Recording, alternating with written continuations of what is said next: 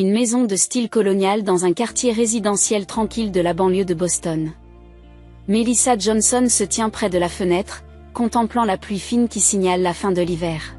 « Maman, regarde !» Michael signe avec enthousiasme, faisant de grands gestes avec ses mains. Il vient d'avoir 7 ans.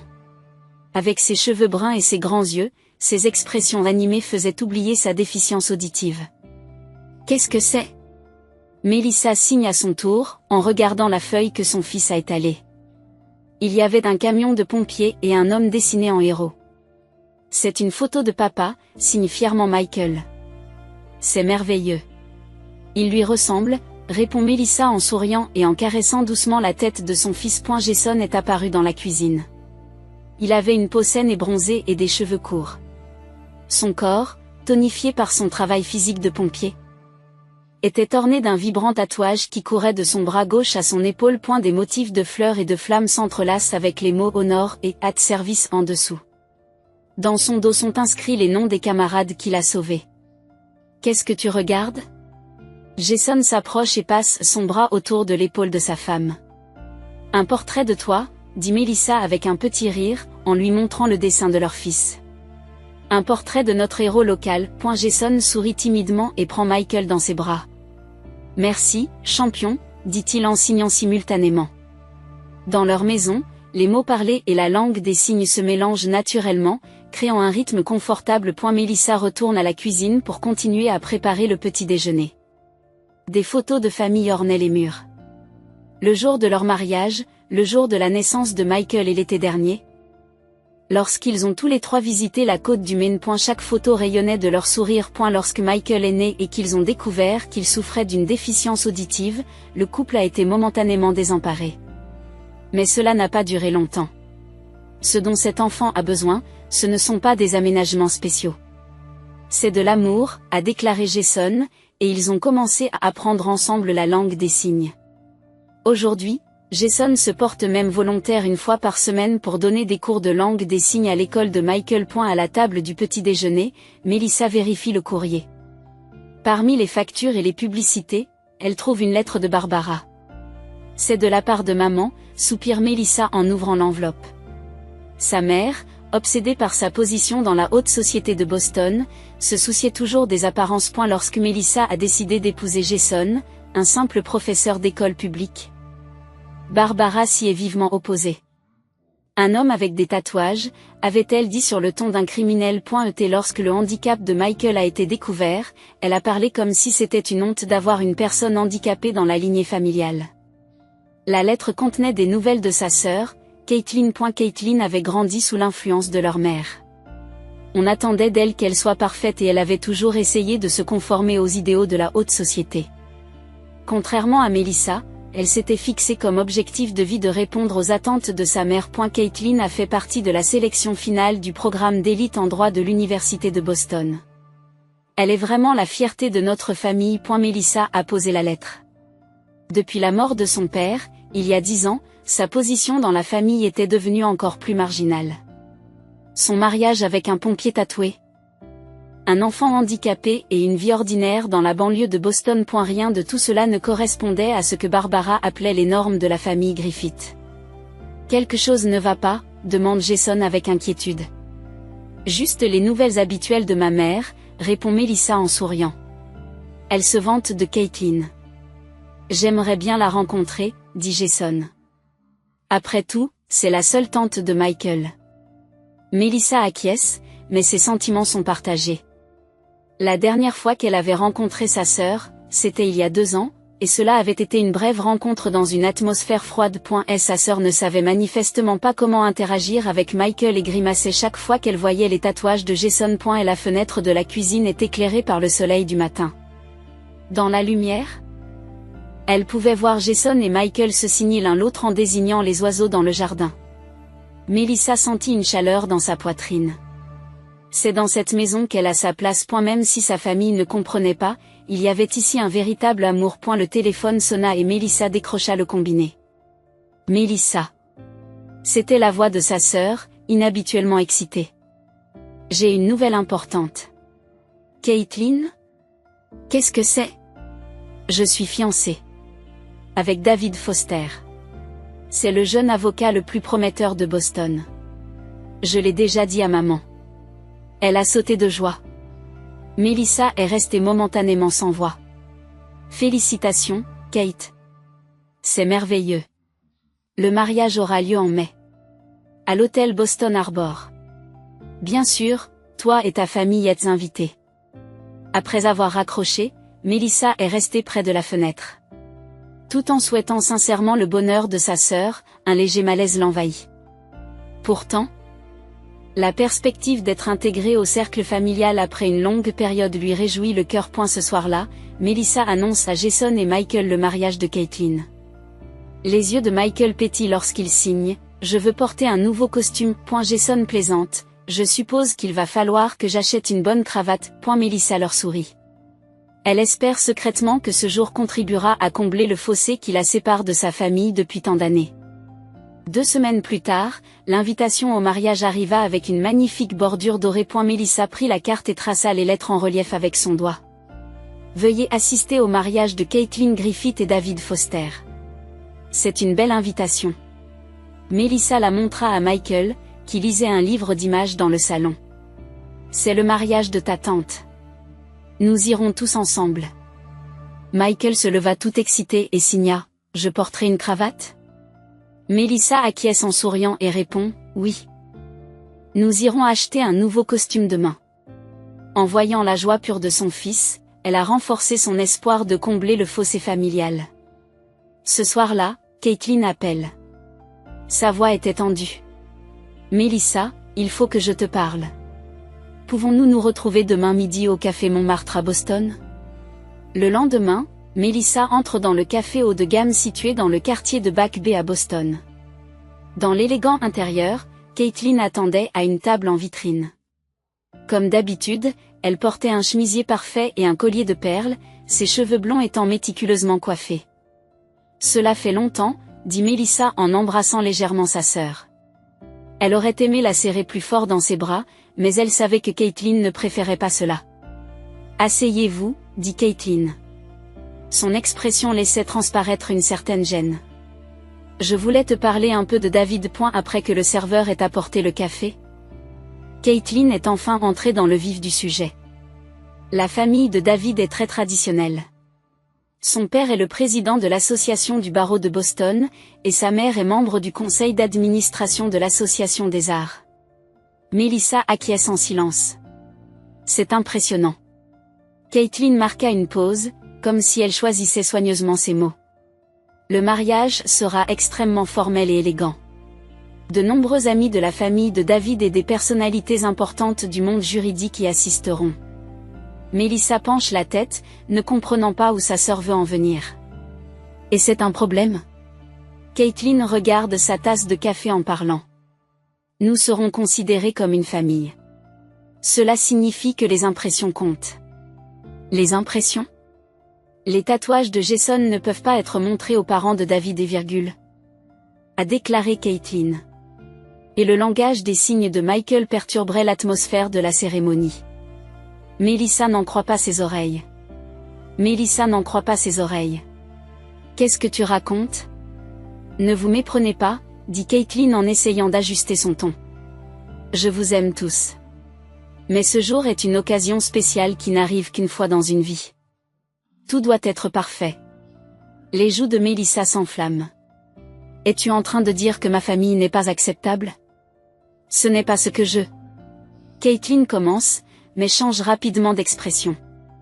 Il ne s'agit pas de toi, mais de mon jour spécial. J'ai besoin que tu comprennes. Melissa ne sait plus où donner de la tête. Elle est repartie avec un sentiment douloureux dans le cœur. En rentrant chez elle, Melissa a appelé sa mère pour lui expliquer la situation. Mais la réaction de Barbara a été celle que l'on attendait. Caitlin a raison. L'apparence de Jason est certainement un problème. Et les enfants handicapés ne devraient pas attirer l'attention lors de tels événements. Maman, dit Melissa d'une voix tremblante. Melissa, tu veux toujours faire les choses différemment. Mais cette fois-ci, pense à Caitlin. Tu comprends à quel point ce mariage est important pour elle, n'est-ce pas ? Melissa rentre chez elle en luttant contre ses larmes, où Jason et Michael l'accueillent chaleureusement. Qu'est-ce qui ne va pas? Jason s'inquiète en voyant l'expression de sa femme. Melissa tente de s'expliquer, mais ne parvient pas à trouver ses mots. À ce moment-là, le téléphone sonne. C'est Barbara. Melissa met le haut-parleur en marche, l'air fatigué. Tu as changé d'avis? La voix de Barbara emplit la pièce. Reconsidérer quoi? À propos du mariage de Caitlin. Je parlerai de vous à la famille de David. Mais il y a des conditions. La voix de Barbara était froide. S'il te plaît, ne viens pas au mariage. Melissa sursaute.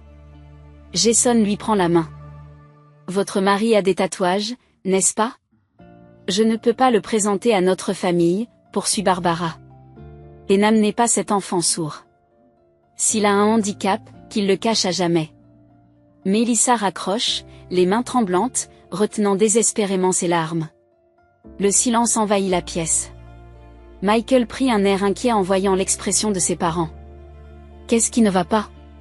Signa-t-il? Jason prit doucement sa femme dans ses bras et répondit à son fils en langage des signes. C'est bon, maman est juste un peu triste. Maman est juste un peu triste. Ce soir-là, après avoir mis leur enfant au lit, Melissa et Jason ont eu une conversation à cœur ouvert dans le salon. Tu n'as pas besoin de partir, a dit Jason. Merci de nous avoir appris ce qu'est une vraie famille. Pour Michael et moi, tu es la personne la plus importante au monde. Melissa pleure dans les bras de Jason. Elle était heureuse d'avoir choisi cet homme qui avait des tatouages, qui était pompier et qui aimait Michael de façon inconditionnelle. Le lendemain matin, Melissa a envoyé un court message à Caitlin. Kate, je ne pourrai pas assister à ton mariage. J'aimerais que tu respectes notre famille telle qu'elle est cette fois-ci. Je te souhaite beaucoup de bonheur. Après avoir appuyé sur le bouton d'envoi, Melissa s'est tenue près de la fenêtre, regardant le monde. Et la douce lumière du soleil printanier éclairait son visage à travers les rideaux. Au plus profond de son cœur blessé, elle réfléchit à la véritable signification de la famille. Le jour du mariage arriva sous le soleil radieux de mai. Melissa était debout depuis le début de la matinée, préparant un pique-nique. Dans la cuisine. Michael aidait à préparer les sandwichs. Celui-ci est pour papa, celui-là pour maman et celui-là pour moi, signait-il joyeusement. Les petits sandwichs pour la famille de 3 personnes sont coupés en différentes formes. Depuis le salon, Jason appelle en préparant des couvertures et un frisbee. Les prévisions météorologiques sont parfaites. C'est une belle journée pour un pique-nique à Blue Hills. Melissa sourit, mais dans un coin de sa tête, elle pensait encore au mariage de sa sœur.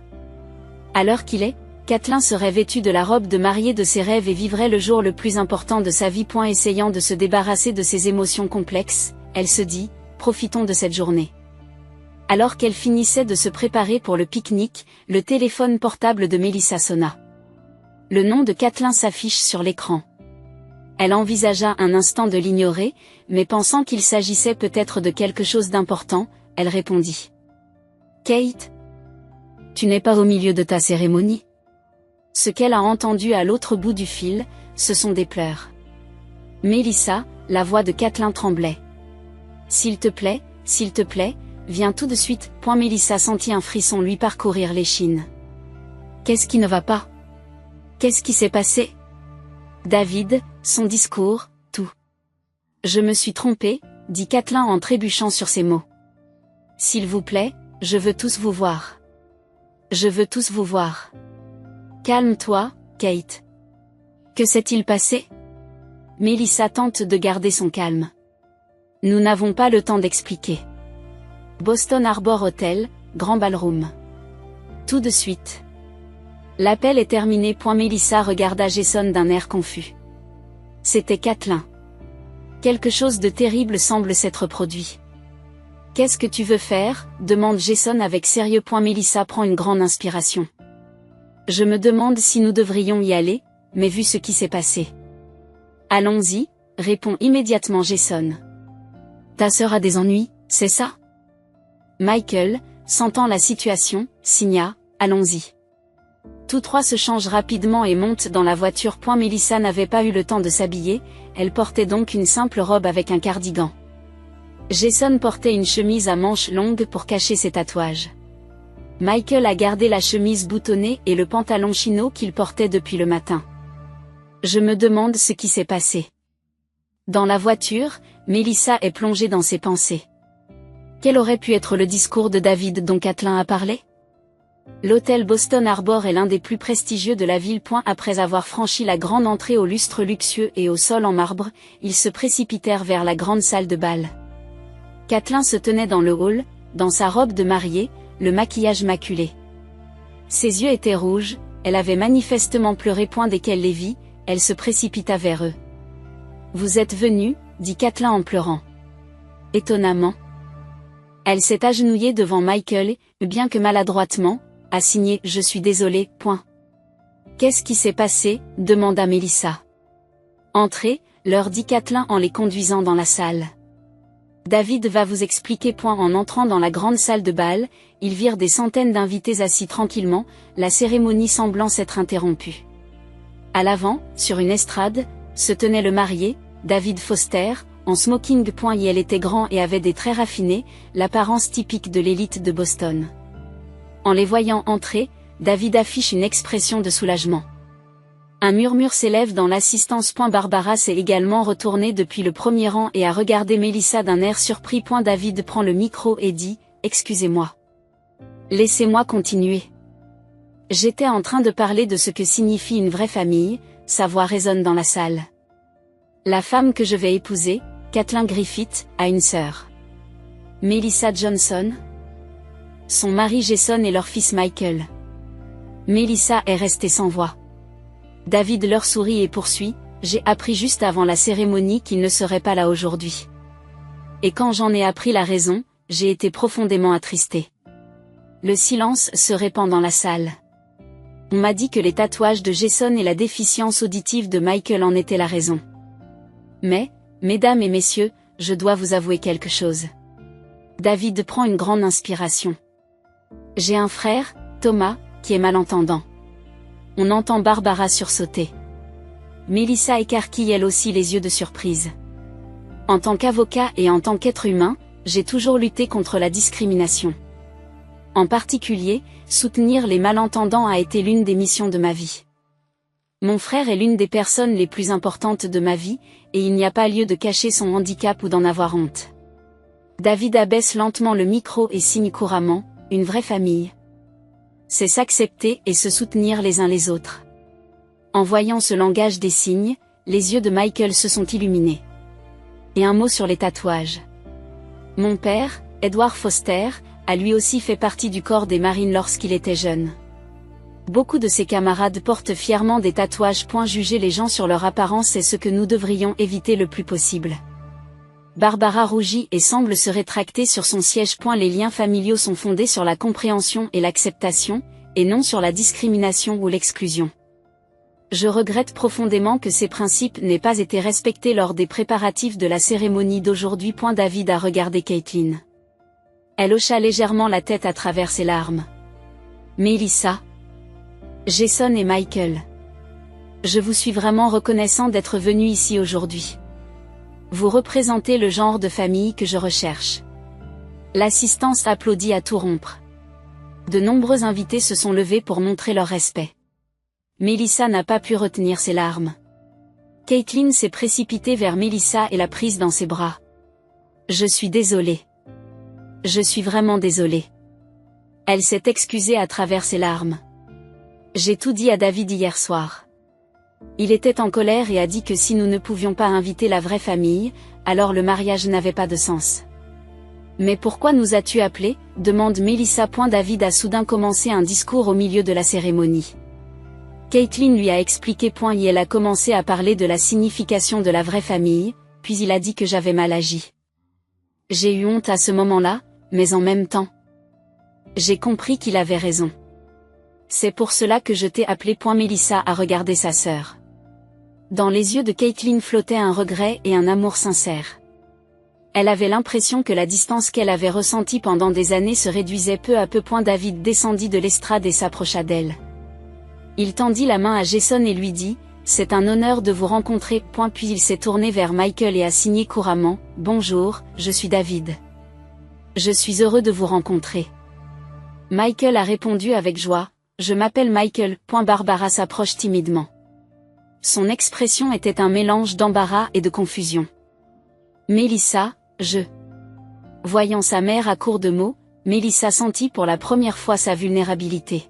« C'est bon, maman, » dit Melissa. « Je veux juste que tu te souviennes d'aujourd'hui. » La cérémonie a repris.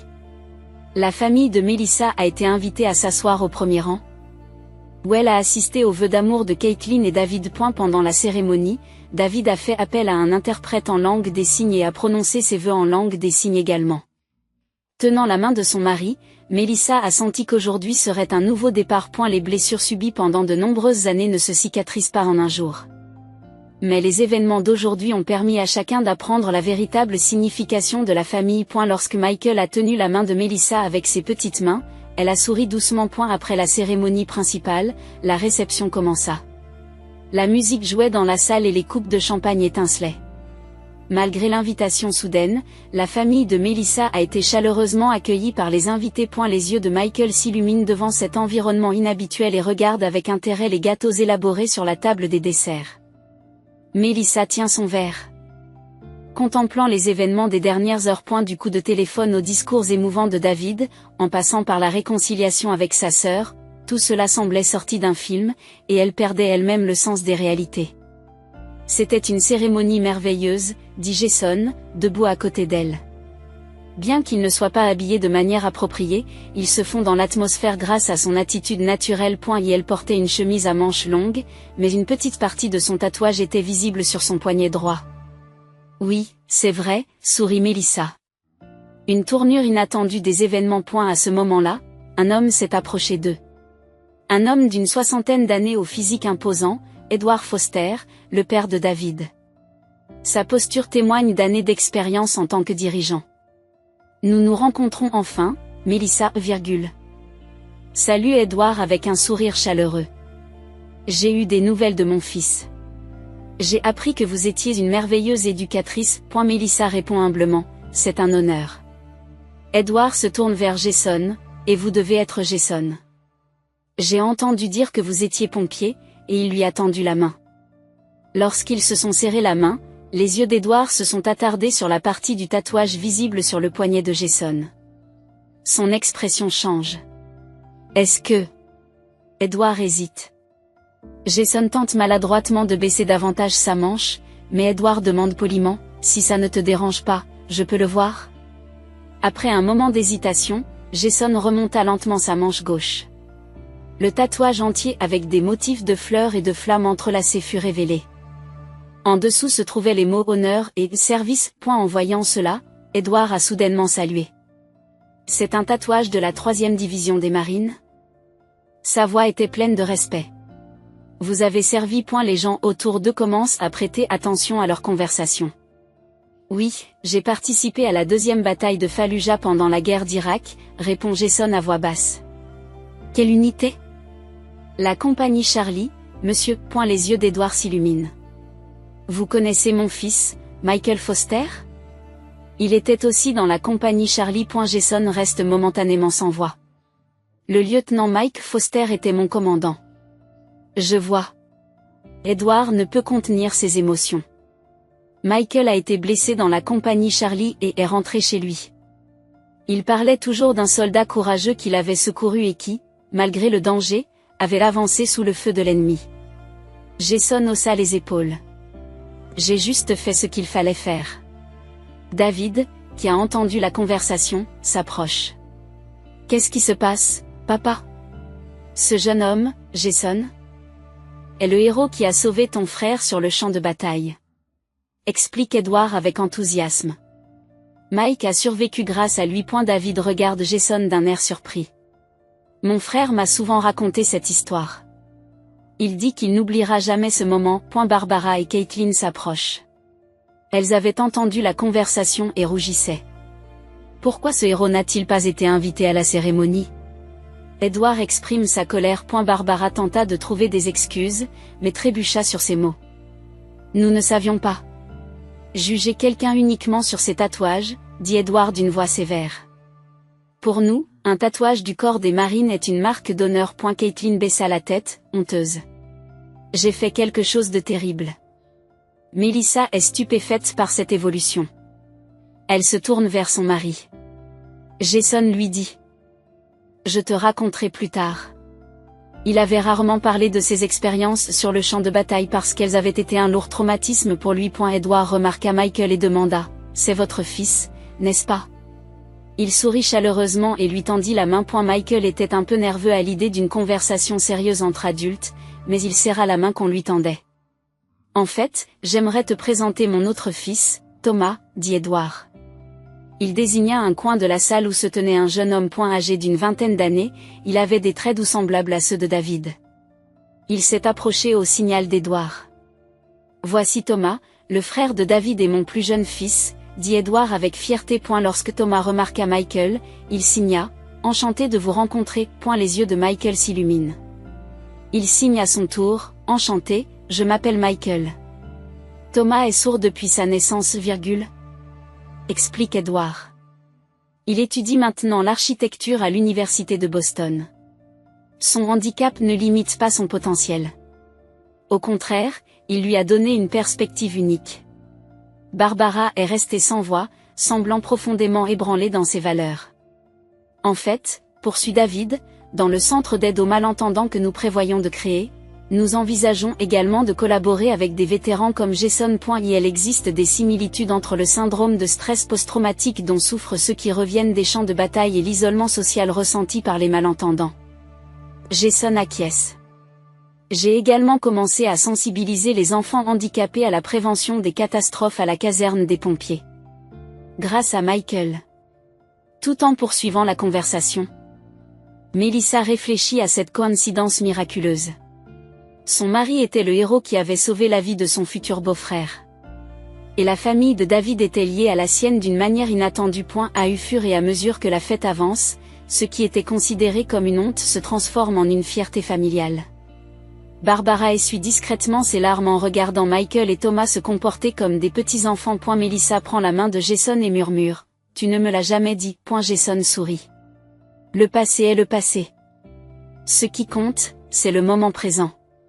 Autour d'eux, deux familles s'unissent et tissent de nouveaux liens. Les lumières de Noël illuminaient chaleureusement la maison de Melissa par une nuit de décembre. Un an après le mariage, un grand sapin était décoré dans le salon et la famille était rassemblée autour de lui. Jason aidait Michael à placer une étoile au sommet du sapin, sous les applaudissements de la famille réunie. C'est magnifique dit Barbara. Elle s'assoit sur une chaise et signe à Michael, merveilleux. Depuis un an, elle apprenait assidûment la langue des signes. Bien qu'encore maladroite, elle semble apprécier la conversation avec son petit-fils. Devant la cheminée du salon étaient assis David et Caitlin, Thomas, ainsi que M et Madame Edward. Michael, le frère de David, n'a pas pu venir en raison d'un voyage d'affaires à l'étranger, mais il a envoyé un message vidéo. Et la pièce était remplie de conversations chaleureuses et de rires. Dans la cuisine, Melissa et Caitlin préparent le dîner. Leur relation a beaucoup évolué au cours de l'année. Je n'arrive toujours pas à y croire, dit Caitlin en découpant une tarte aux pommes. J'étais si arrogante l'année dernière à la même époque. Ce qui est important, ce n'est pas le passé, mais le présent, répond doucement Melissa. Barbara entre dans la cuisine. Son expression était d'une douceur qu'elle n'avait jamais montrée auparavant. Je peux vous aider à quelque chose? Melissa sourit. Merci, maman. Barbara a regardé ses deux filles à l'intérieur. Il est difficile d'admettre ses erreurs passées, mais j'ai vraiment honte de juger les gens sur leur apparence ou leur handicap. Les larmes lui montent aux yeux. Je suis désolée de t'avoir fait du mal. Melissa s'est approchée de sa mère et l'a serrée dans ses bras. Melissa s'est approchée de sa mère et l'a serrée dans ses bras. Nous sommes une famille. De retour dans le salon, David apprend à Michael et Thomas à utiliser une nouvelle tablette. Une application d'apprentissage de la langue des signes était affichée à l'écran. Le centre de soutien pour les enfants malentendants devrait ouvrir le mois prochain, annonce David à Melissa. Kate s'est occupée de toutes les questions juridiques. Caitlin a haussé les épaules d'un air gêné. Beaucoup d'enfants en bénéficieront. Surtout les enfants talentueux comme Michael. Edward était en pleine conversation avec Jason près de la fenêtre. Votre conférence à l'association des vétérans a été un grand succès. Beaucoup de jeunes ont été impressionnés par votre approche du syndrome de stress post-traumatique. Jason sourit. Pouvoir retrouver le lieutenant Michael que j'avais aidé à l'époque était vraiment un miracle. En partant, Barbara a embrassé la joue de Michael. La semaine prochaine, nous irons ensemble au musée, promet-elle en langage des signes et en paroles. Thomas a fait signe à Michael, bon Noël, et les deux ont échangé une poignée de main ferme. Après le départ de la famille, Melissa se tint debout dans le salon, regardant la neige commencer à tomber par la fenêtre. Jason lui passa le bras autour de l'épaule et Michael se plaça entre eux. Tu es contente? Demanda Jason. Melissa a pris une grande inspiration et a regardé sa famille. Très heureuse, se dit-elle. Il y a un an, elle avait été rejetée par sa famille et portait de profondes blessures dans son cœur. Mais aujourd'hui, son cœur est rempli de paix. Le discours de David sur l'essence de la famille, qui n'a rien à voir avec les différences d'apparence ou de capacité, mais qui consiste à s'accepter et à se soutenir les uns les autres, est désormais gravé dans le cœur de chacun. Michael a regardé ses parents en souriant et en signant « Love Family ». En serrant son fils dans ses bras, Melissa a savouré en silence la prise de conscience qu'une vraie famille n'est pas seulement liée par le sang, mais aussi par le cœur.